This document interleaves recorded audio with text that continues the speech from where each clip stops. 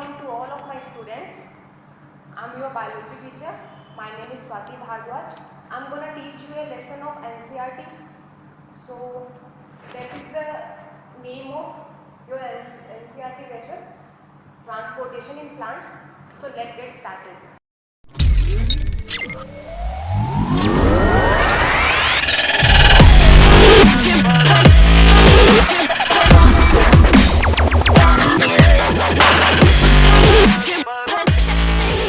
What is the mean by transportation?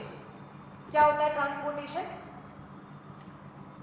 The transport of water, minerals, hormones and other substances from one body part to another body part of an organism. That's called transportation. समझ रहे हो?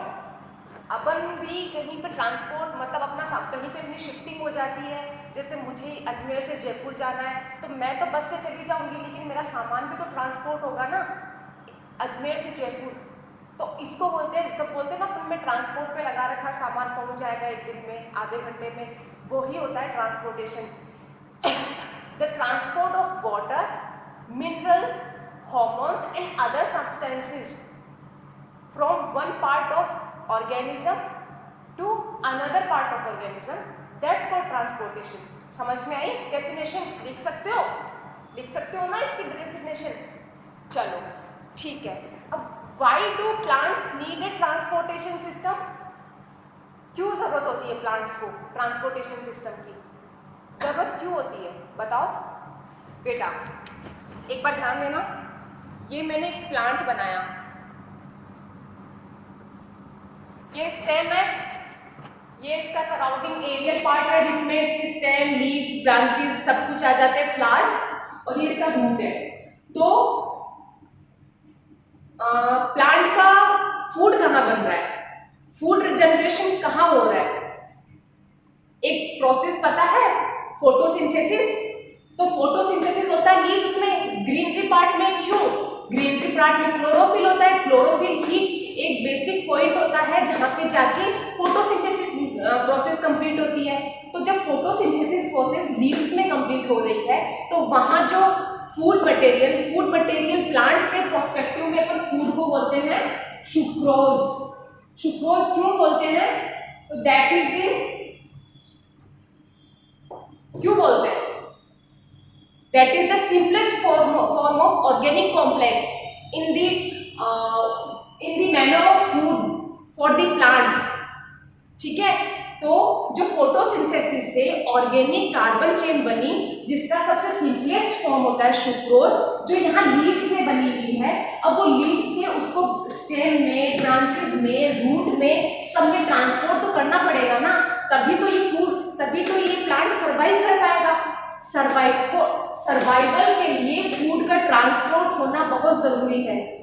उसी तरीके से अपन जब gardening, सबके घर में गार्डन होता है, तो जब अपन गार्डनिंग करते हैं पानी कहाँ डालते हैं?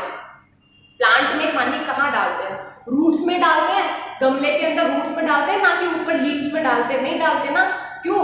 क्योंकि रूट्स नीचे से पानी एब्जॉर्ब करके ऊपर तक पहुंचाता है. समझ में आया? ऊपर से फूड मटेरियल नीचे आता है, नीचे से पानी और मिनरल्स ऊपर जाता है. ये पूरी प्रोसेस किसकी वजह से होती है? ये पूरी प्रोसेस ट्रांसपोर्टेशन की वजह से होती है. समझ में आई? समझ में आ गई? चलो तो फिर अपन आगे बढ़ते हैं. अब आपके एनसीईआरटी में दो टर्म्स आपके चैप्टर में दो टर्म्स लिखा हुआ है. एक तो diffusion and second one is osmosis. क्या होता है डिफ्यूजन, क्या होता है ऑस्मोसिस? डिफ्यूजन मतलब होता है किसी मॉलिक्यूल का हाई कॉन्सेंट्रेटेड ग्रेडियंट से लो कॉन्सेंट्रेटेड ग्रेडियंट की तरफ मूव करना. The movement of the molecule from high concentration to lower concentration part, that is called diffusion. अब मैं अपनी लैंग्वेज में समझाती हूँ. ये तो साइंटिफिक लैंग्वेज थी, ये बाद में अपन कोरिलेट करेंगे, लेकिन अपनी लैंग्वेज में कैसे होता है डिफ्यूजन? अपनी लैंग्वेज में अपन ने अगर पानी का एक बोतल लिया, ये एक पानी की बोतल है, इसके अंदर मैंने अगर इंक डाल दी रेड कलर की इंक, तो वो इंक जाके नीचे बैठ जाएगी, बैठेगी कि नहीं? नहीं, नहीं बैठेगी ना, वो तो जाके डाइल्यूट हो जाएगी, पूरे पानी में मिल जाएगी। अपन इवन पता ही नहीं कर पाएंगे कि ये पानी ट्रांसपेरेंट था अपने पास में, अपन को लगेगा ये शुरू से ही लाल कलर का था। ठीक है, तो बस वही कारण होता है कि इंक में रेडनेस की कंसंट्रेशन ज्यादा है, पानी में वो ही कंसंट्रेशन 0 है, तो इंक की कंसंट्रेशन ग्रेडियंट के थ्रू पूरा लाल कलर पानी में आ गया। ठीक है, ठीक है। और अपन किचन में कभी कभार गैस बंद करना भूल जाते हैं, मतलब वो ऑन तो रहती है, गैस लीक होती रहती है, लेकिन अपन लाइटर से उसको ऑन नहीं करते हैं, तो वो पूरा जब अपन 2 मिनट 4 मिनट बाद में वापस किचन में एंट्री करते हैं, तो पूरे किचन में कितनी स्मेल आती है, गैस की, सिलेंडर की स्मेल आती है ना। That's called diffusion. High concentration से मॉलिक्यूल का लोअर कंसंट्रेशन की ओर मूव करना, that is called diffusion process. समझ में आया? तो मैं एक बार यहां लिख देती हूं,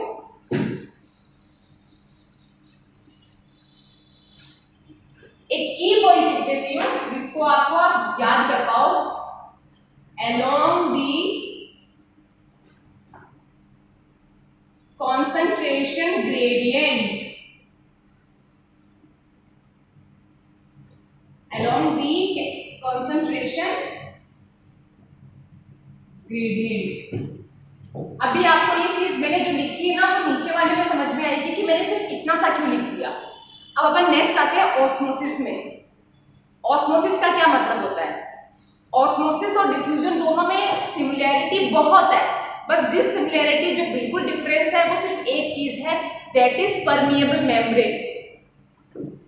the movement of molecules from high concentration to lower concentration along the concentration gradient with the help of permeable membrane.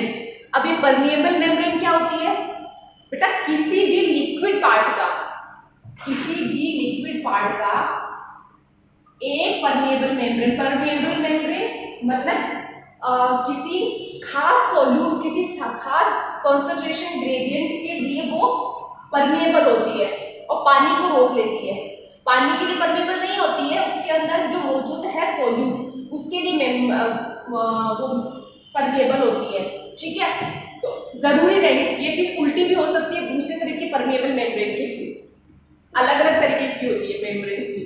ठीक है, तो ये जैसे यहाँ पे पानी है, वाटर, और यहाँ पे शुगर, शुगर का घोल है।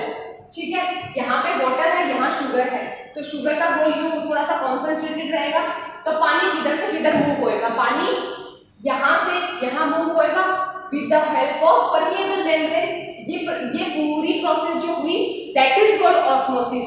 तो एक क्वेश्चन करती हूँ मैं आपसे, डिफ्यूजन किस किस का हो सकता है, ऑस्मोसिस किस किस का हो सकता है?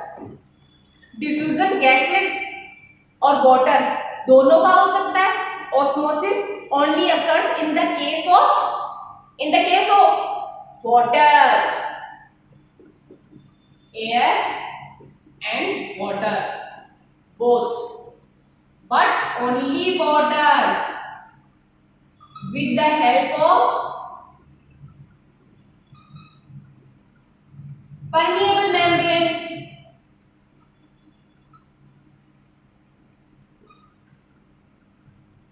ओके, चलो ये थोड़ा सा आप लिख लोगे तो समझ में आ जाएगा। अब बेटा मैंने एक चीज बोली थी ना यहाँ पे कि along the concentration gradient, मैंने क्यों बोला था यहाँ पे, क्योंकि ये चीज यहाँ पे भी रिपीट होगी, लेकिन यहाँ पे एक एक्स्ट्रा चीज है with the help of permeable membrane.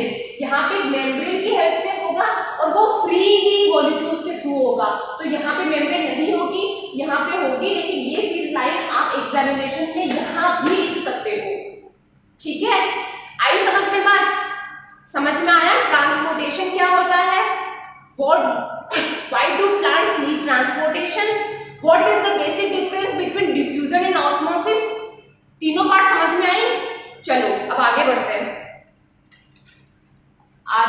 हैं। कि अब अपन ने समझ तो ली कि ट्रांसपोर्टेशन होने कैसे वाला है, बट ये होगा कैसे?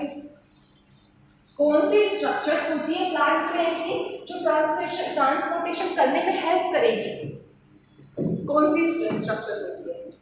तो these are the vascular tissues which presents in root system and stem system of a plant that can help in the conducting of water, minerals and accessory substances. समझ रहे हो? वेस्कुलर टिश्यू क्या होता है? वेस्कुलर टिश्यू, वेस्कुलर टिश्यू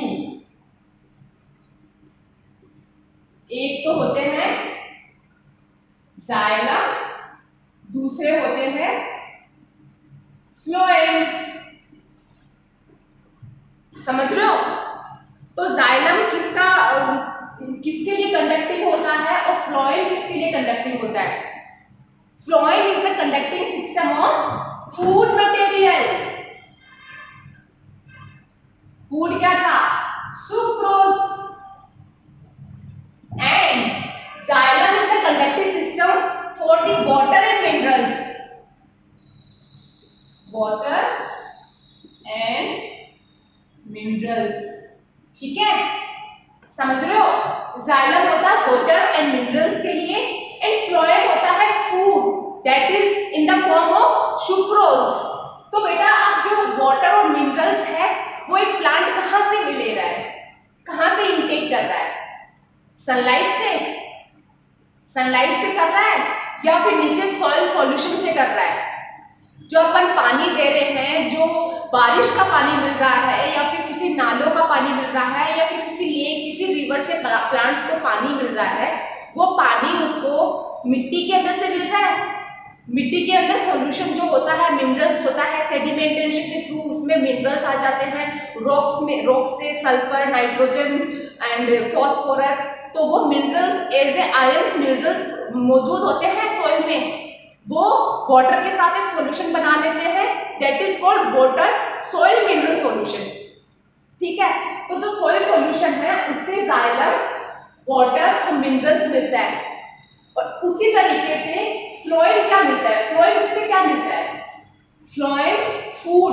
अब food बन कहाँ रहा था? मैंने अभी 2 मिनट पहले एक चीज डिस्क्राइब की थी कि फोटोसिंथेसिस के थ्रू फूड मिल रहा था अपने प्लांट्स के लीव्स में। तो लीव्स से वो ग्रीन पार्ट से नॉन ग्रीन पार्ट तक, non green part that is root and root cap and root hairs, वहां तक पहुंचने के लिए उसको फ्लोएम की जरूरत पड़ेगी। अब जाइलम और फ्लोएम दोनों अलग अलग है, ठीक है, लेकिन वो है तो वेस्कुलर टिश्यू। तो वेस्कुलर टिश्यू के 2 पार्ट होते हैं that is xylem and phloem. And xylem and phloem दोनों के 4-4 कंपोनेंट्स होते हैं। तो मैं लिख देती हूँ 4-4 कंपोनेंट्स। फर्स्ट कंपोनेंट है xylem parenchyma, xylem parenchyma. Second xylem fibre. Third xylem vessels. Fourth xylem tracheids.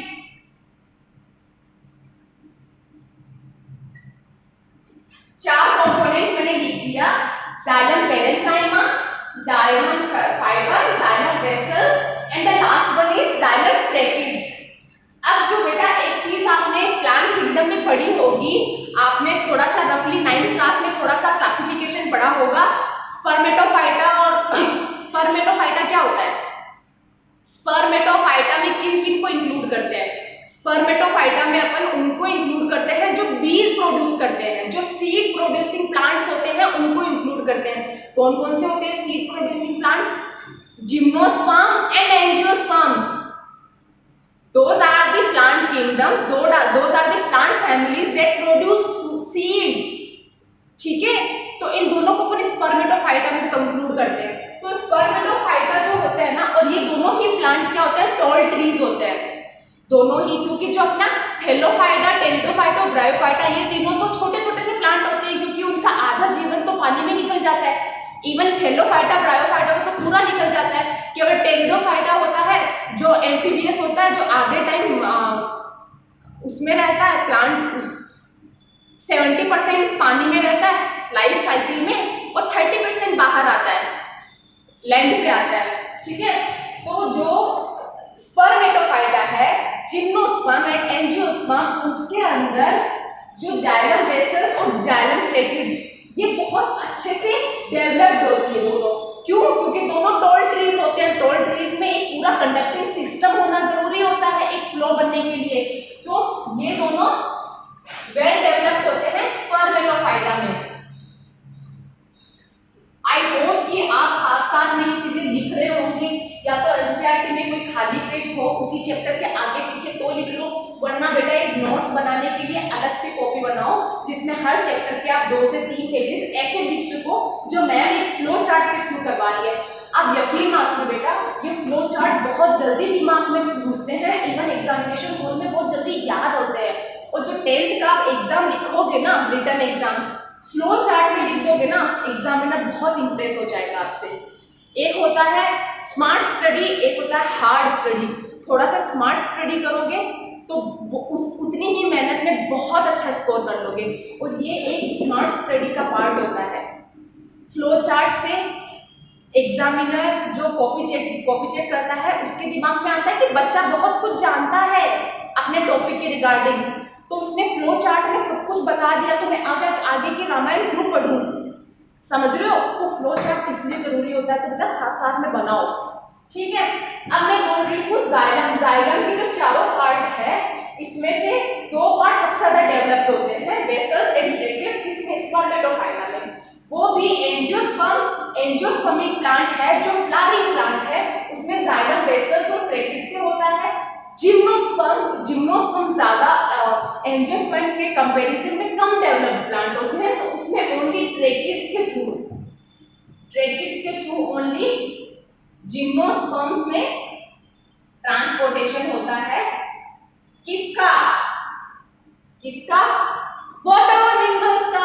अपन किसकी बात कर रहे हैं? Xylem. Xylem that is related to water and minerals, that is related to root hair and root cap, that is upward movement of a xylem conducting system, okay. तो ये gymnosperm में ज्यादा developed होता है, और ये दोनों स्पर्मेटोफाइटा एंजियोस्पर्म में होता है। अब बेटा ये जो चारों कंपोनेंट है ना, उनमें से एक कंपोनेंट ऐसा है जो लिविंग है, 3 कंपोनेंट नॉन लिविंग है।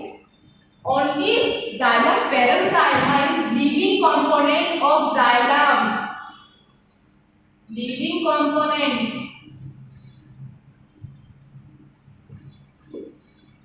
एग्जाम में आ सकता है ये चीज। Which part is the living component of xylem tissue? That is xylem parenchyma। और ये तीनों नॉन लिविंग है। तो जब मैंने लिविंग लिख दिया तो आप समझ सकते हो कि नीचे के तीनों नॉन लिविंग है। अब आते हैं अपन फ्लोएम पे। फ्लोएम के चारों हैं, नाम बताओ, आता है तो नाम बता दो, वरना मैम जो लिख रही है वो भी आप साथ साथ में लिख के जाओ। फर्स्ट है फ्लोएम पेरेन्काइमा, सेकेंड है फ्लोएम फाइबर, थर्ड है companion cells, and fourth one is seed tubes. इसके थोड़े से दो कंपोनेंट है जो फ्लोएम से शुरू नहीं होते हैं, तो बेटा ज्यादा याद रखने की जरूरत है। ये कंपोनेंट कभी कभी आपके डिफरेंस बताने में भी आ जाता है कि ना जाइलम और फ्लोएम को दोनों के कंपोनेंट्स में डिफरेंस क्या क्या होते हैं, वो आगे के हायर स्टडीज में होंगे, लेकिन आपको बस ये नाम पता होना जरूरी होता है। And which one is the living part, which one is the non living part, ये बहुत जरूरी होता है पापा याद करना। अब जैसे मैंने जाइलम में बताया only one part is living part, that is called xylem parenchyma, whereas phloem has 3 part of living part. Xylem, phloem parenchyma, companion cells and seed tubes 1, 2 and 3। ये 3 पार्ट है जो लिविंग पार्ट है। किसके? Phloem के। एक part कौन सा है जो नॉन लिविंग है? That is phloem fibre. ठीक है, फ्लोएम फाइबर है जो नॉन लिविंग पार्ट है, समझ में आई? That is phloem fibre which is non living part.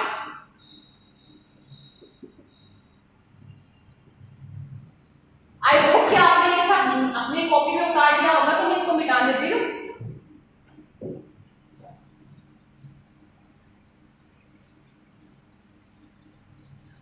Next one is xylem is the unidirectional flow and phloem is the bidirectional flow। अब ये मैंने क्या बोल दिया, मैंने ये क्या बोल दिया अभी? xylem यूनिडायरेक्शनल फ्लो दर्शाता है and phloem shows bidirectional flow। ये क्या होता है? xylem and phloem unidirectional, bidirectional। Uni मतलब एक, बाय मतलब दो, समझ में आ रहा है?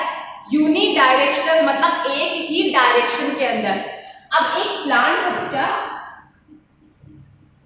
ये प्लांट है, ये इसकी रूट्स है।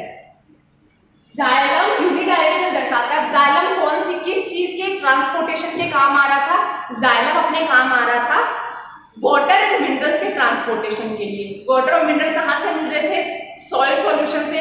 सॉइल सॉल्यूशन मतलब रूट के नीचे से, रूट से टॉप तक, मतलब लीफ तक अगर पानी जा रहा है, मिनरल्स जा रहे हैं, तो वो जाइलम के थ्रू जा रहे हैं, तो वो एक यूनिडायरेक्शनली हुए ना, एक मतलब ठीक है, अगर रूट से जा रहा है, इधर ब्रांच है, इधर जा रहा है, फिर इधर जा रहा है, फिर इधर जा रहा है, फिर इधर जा रहा है, लेकिन वो है तो एक ही डायरेक्शन ना, समझ रहे हो? That is the one directional process. The transportation of minerals as well as water is the type of unidirectional flow, है कि ना? सही ना? इसलिए मैंने बोला। अब ये चीज मैंने बाई डायरेक्शनल बोल रखी है। फ्लोएम मतलब यहाँ पे लीफ जो फूड मटेरियल बना रही है, ये लिविंग ग्रीन पार्ट बना रहा है, ग्रीन पार्ट से यहाँ पे आगे ब्रांच भी होगी, यहाँ पे फ्रूट भी होगा, यहाँ पे फिर एक और ब्रांच होगी, यहाँ रूट होगा। तो फूड का जो ट्रांसपोर्ट होगा वो ग्रीन पार्ट से नॉन ग्रीन पार्ट तक होने के लिए ये बहुत सारी डायरेक्शन में बढ़ जाएगा, यूनिडायरेक्शनल नहीं हो पाएगा इसका फ्लो, समझ रहे हो? तो फूड का फ्लोएम का जो डायरेक्शन है वो बाई डायरेक्शनल होता है, जबकि जाइलम का डायरेक्शन यूनिडायरेक्शनल होता है। समझ में आई बात? ओके। अब मैं नेक्स्ट एक चीज लिखती हूँ, mechanism of accent of SAP.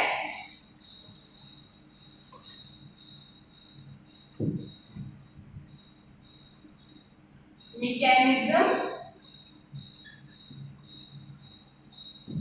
of ascent of sap। मैं इंक चेंज कर लेती हूँ थोड़ा सा। बेटा, what is the mean by ascent? What is the mean by sap? ascent means to climbing। climbing मतलब चढ़ना, to climbing। sap, sap is the solution of water plus minerals। तो थोड़ा दिमाग लगाओ, आप दिमाग लगा के आपको समझ में आएगा कि वापस तो मैं रूट से ही सॉइल सॉल्यूशन के एब्जॉर्प्शन की बात कर रही है कि नहीं कर रही है? सही आइडिया लगाया आपने। मतलब रूट के थ्रू जो सॉइल सॉल्यूशन है, सॉइल में मौजूद वाटर एंड मिनरल्स का टॉप तक पहुंचना मीन्स टू क्लाइंबिंग। ये है mechanism of accent of SAP. समझ में आ रहा है? तो ये कैसे हो पाएगा?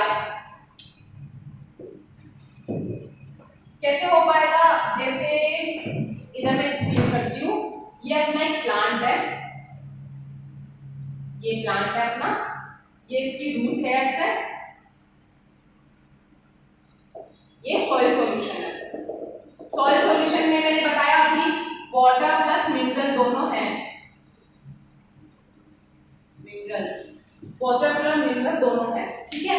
तो जो ये पानी है, ये पानी और मिनरल्स दोनों के जो दोनों की कॉन्सेंट्रेशन है, पानी और मिनरल दोनों की कॉन्सेंट्रेशन रूट हेयर में मौजूद, वहां पे भी पानी और मिनरल्स होंगे होंगे कि नहीं होंगे। रूट हेयर में क्या होता है, रूट हेयर में वही चीज होती है जो सॉइल में होती है, बस कॉन्सेंट्रेशन ग्रेडियंट का फर्क पड़ता है। किसी में कॉन्सेंट्रेशन ग्रेडियंट लेवल ज्यादा होता है, जिसमें ज्यादा होता है तो वो चीज उठ के अलोंग द कॉन्सेंट्रेशन ग्रेडियंट वो जिस पार्ट में नहीं है उसमें मूव कर जाता है। यही चीज पढ़ी थी ना अपने डिफ्यूजन और ऑस्मोसिस में, पढ़ी थी ना बेटा। अब चीजें रिकॉल करो कि मैंने ये चीजें टर्म्स क्यों पढ़ाई आपको स्टार्टिंग में ही, लेक्चर के स्टार्टिंग में मैंने डिफ्यूजन और ऑस्मोसिस क्यों पढ़ाया, ठीक है, समझ में आ रहा है। तो ये वाटर और मिनरल्स ये दोनों का है। तो ascent of water and minerals in the form of soil solution from the help of root hairs, that's called ascent of sap, okay. तो अब ये जो वाटर है ये सबसे पहले कहां से, ये रूट हेयर से, ये the concentration of water in the root hair and the concentration of water in the soil solution along the concentration gradient which is greater than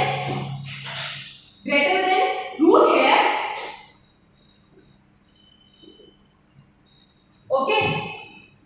So then water upwardly movement in the stem cells, let me complete here.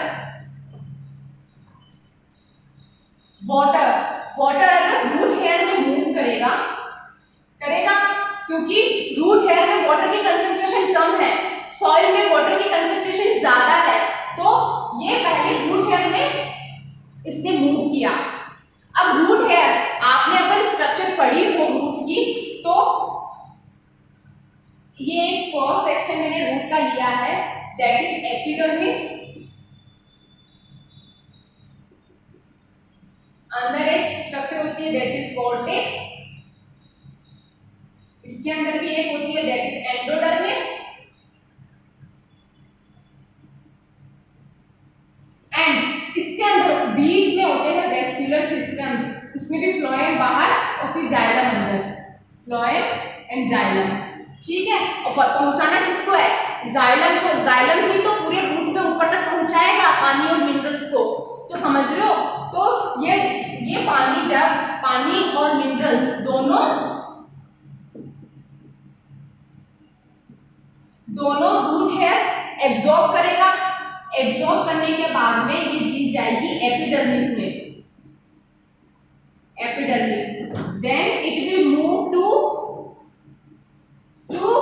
बताओ cortex, then it will move to cortex, then endodermis,